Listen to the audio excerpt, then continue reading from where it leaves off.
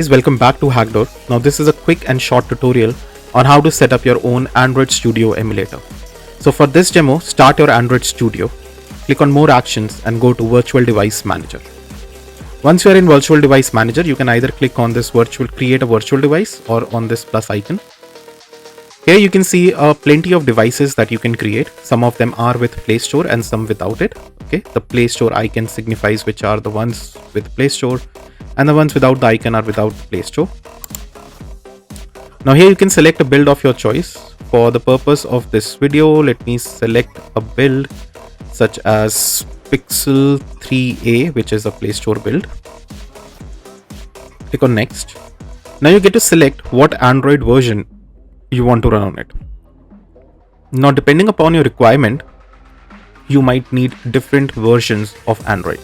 In case you need any other version, you can just click on this download icon and this will download the Android version for your Android ID. Like here you can see it started to download it and it's downloading.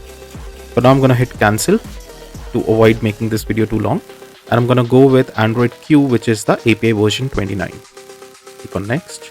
Now here you can either leave it default or you can name your device such as, I'm going to name it as Hackdoor 1. Okay. Click on finish and that's your Android virtual device created. Now to boot it up, just click on this play button. And here you can see our Android phone has been quickly booted up for us. So this was a short and sweet tutorial on Android emulators being set up on your systems. Now this is very useful for people who are doing different kinds of testing on the apps or for cybersecurity as well.